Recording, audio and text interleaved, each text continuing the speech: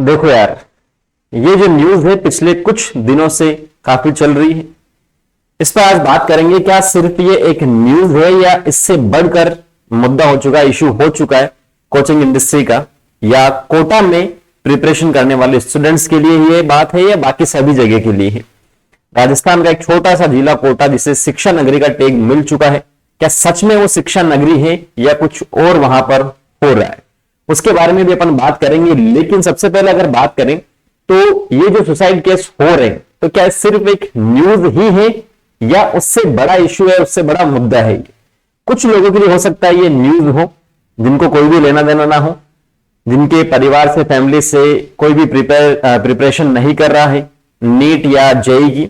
लेकिन जिन स्टूडेंट्स ने ऐसा किया है, उनके फैमिली वालों की अगर अपन बात करें तो उनके लिए तो ये जिंदगी भर दुखी कर देने वाली बात है। ठीक है, तो ये न्यूज से बढ़कर कुछ बहुत बड़ा इशू है, जिसे केवल टेस्ट को 2 महीने पोस्टपोन करके नहीं रोका जा सकता है। अगर गवर्नमेंट ऑफ राजस्थान ऐसा बोल रही है कि टेस्ट को मत लो 2 महीने तक, तो कुछ ऐसा हो जाएगा, तो शायद कहीं ना कहीं ये गलत ही है। उनका जो स्टेप है वो ऐसा इसीलिए है क्योंकि अगर आप टेस्ट नहीं लेंगे 2 महीने तक, तो क्या नीट करवाने वाली एजेंसी 2 महीने तक पोस्टपोन करेगी अपना एग्जाम?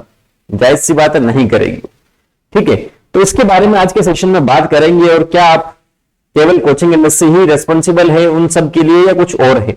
लेकिन जो भी स्टूडेंट्स अगर जिनके मार्क्स कम आ रहे हैं या प्रिपरेशन में कोई दिक्कत हो रही है, उनको एक छोटी सी एक real story based, real life based जो एक स्टोरी है, उसको आपको जानना जरूरी है।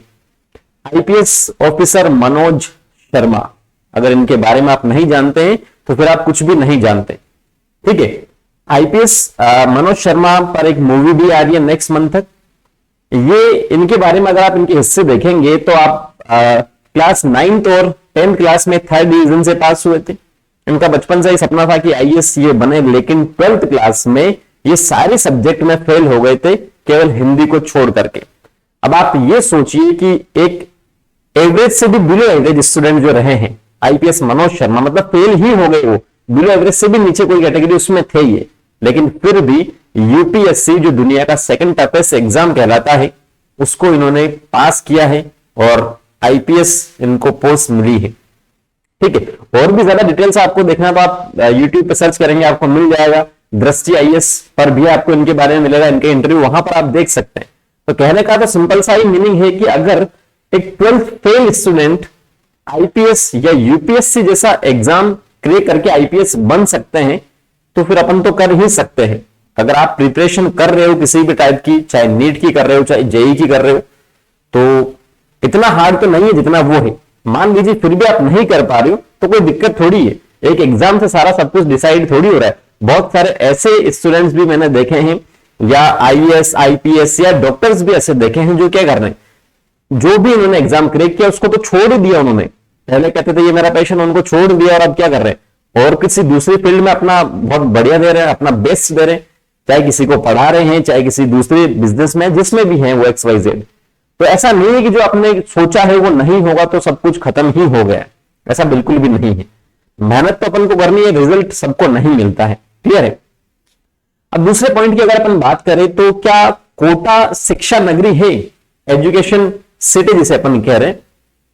अगर एक बात करें, बहुत सारे न्यूज में भी अपन देखते हैं कि हर साल लगभग 2 लाख स्टूडेंट्स कोटा पहुंचते हैं तैयारी करने के लिए। तो सारे तो सेलेक्ट होने से रहे, बहुत सारी कोचिंग इंडस्ट्रीज भी क्या कर रही है, वहां पर मिस इन्फॉर्म कर रही है कि 70% या 80% स्टूडेंट्स ने क्वालिफाई कर लिया। देखो, क्वालिफाई करना एक अलग चीज होता है, और कट ऑफ को पार करके जो गवर्नमेंट सीट है उसको लेना एक अलग बात होती है। क्वालिफाई तो नीट में 100 मार्क्स वाला भी कर लेता है, उसमें कोई बड़ी बात नहीं है। पहली गलती तो यह है कोचिंग वालों की। दूसरा, जो शिक्षा नगरी से अपन कह रहे हैं, अगर 2 लाख बच्चे वहां पर पहुंच रहे हैं, और मान लो मैक्सिमम तो मैक्सिमम 20,000 वहां से सेलेक्ट हो रहे हैं बच्चे, सारे तो नहीं हो रहे, तो इनका रेशियो आप निकाल लीजिए, परसेंटेज निकाल लीजिए कितना हो रहा है। दूसरा, मैं जहां रह रहा हूं छोटे शहर में, वहां अगर मान लीजिए प्रिपेयर करने वाले 2000 स्टूडेंट है, 2000 स्टूडेंट, उसमें से 200 ही सेलेक्ट हो रहे, तो अब आप कंपेयर करके देखिए रेशियो किसका ज्यादा है। तो वहां केवल स्टूडेंट्स की भीड़ से, या ऑल इंडिया रैंक 1 to 10 या 50 है या 100 बता देने से वो एजुकेशन सिटी तो नहीं हो सकता, शिक्षा नगरी तो नहीं हो सकता कि वहां पर हाँ, ये मैं मानता हूं कि वहां का स्टडी मटेरियल बढ़िया है, जहां छोटे शहर से अपन प्रिपेयर कर रहे हैं, तो ठीक है। तो उसके लिए तो आजकल कोविड के बाद में आप देखेंगे तो सब कुछ डिलीवर हो रहा है घर पे, या जिस भी छोटी कोचिंग में आप प्रिपेयर कर रहे हैं वहां से आप मंगा सकते हैं। तो ऐसा नहीं है कि वहां पर all India rank first, second, third, fourth, fifth, line से 10 तक आपको बता दिया तो वो एजुकेशन सिटी हो गया, शिक्षा नगरी हो गया। अगर छोटे शहर से अगर 2000 में से 200 स्टूडेंट हो तो वो भी अपने आप में एक बहुत बड़ी बात है। ठीक है, क्लियर है ना। सारे के सारे एम्स दिल्ली जाने में से तो रहे, सारे नहीं जा सकते, वहां जितनी भी सीटें 100 या 150 उतने ही जाएंगे, सारे थोड़ी जा पाएंगे। हाँ, उसके बाद में पीजी में जा सकते हैं, कोई दिक्कत नहीं, आप मेहनत कीजिए। तो अगर केवल अपन ये सारा देख करके शिक्षा नगरी उसे कहें तो कहीं ना कहीं ये भी क्या है, गलत है। नेक्स्ट अगर अपन बात करें तो पेरेंट्स या जो टीचर है, स्टूडेंट्स प्रिपेयर कर रहे हैं, प्रिपरेशन कर रहा है अपनी, ठीक है। अब आपको पूरा उस पर ध्यान देना, ऐसा नहीं है कि बिल्कुल ही आपने प्रेशराइज उसको कर दिया या कुछ भी हो गया। स्टूडेंट्स देखेंगे, अपना एनालिसिस करेंगे, अगर उसमें इंप्रोवाइजेशन हो रहा है, फर्स्ट टेस्ट में नहीं आया, सेकंड में नहीं आया, थर्ड में आया, जैसा मैं हमेशा आपको बोलता हूं कि ग्राफ आप बनाकर रख लिए फर्स्ट, सेकंड, थर्ड में, अगर आपके 20 मार्क्स भी हर एक टेस्ट में इंप्रूव हो रहे हैं, अच्छा आ रहे हैं, तो कोई दिक्कत वाली बात नहीं। और नहीं आ रही तो अपने पेरेंट्स से आप बात कीजिए, नहीं हो रहा है मुझसे। जब मैं तैयारी कर रहा था तो मेरे साथ भी ऐसे 2-3 दोस्त थे जिनको जाना किसी और फील्ड में था, जैसे एग्रीकल्चर में किसी को इंटरेस्ट था, प्लांट वगैरह में, ठीक है, किसी को बीडीएस में था या किसी को वेटरनरी में था, एमबीबीएस नहीं करनी थी, तो उन्होंने उनको बोल दिया सिंपल सा, साहब मुझे नहीं करना। लेकिन फिर भी घर वालों ने बोला कि आप कीजिए, इसके साथ में कोई दिक्कत वाली बात नहीं है, अगर नहीं होता तो ठीक है, आप एक बार ट्राई कर लीजिए, इसी एग्जाम से आपका हो जाएगा उनके अंदर, उसके अंदर। तो जायज सी बात है, कर सकते हैं अपन। अगर नहीं हो रहा तो बिल्कुल आप क्लियर बात कीजिए, पेरेंट्स से बात कीजिए, अपने भाई बहन से बात कीजिए, फ्रेंड से बात कीजिए। बिना बात किए तो किसी को पता नहीं चलेगा। लेकिन अगर कुछ गलत अपन कर रहे हैं तो फिर बाकी सारे अपने से जो जुड़े हुए हैं उनका क्या होगा, ये थोड़ा सा जानने वाली बात है। क्योंकि अगर आप बायो के स्टूडेंट है तो आपको पता ही होगा, इकोलॉजी में बात करें तो कोई एक इंडिपेंडेंट जो ऑर्गेनिज्म है उसका कोई भी अस्तित्व नहीं है, वो सारा सब कुछ से जुड़ा हुआ है।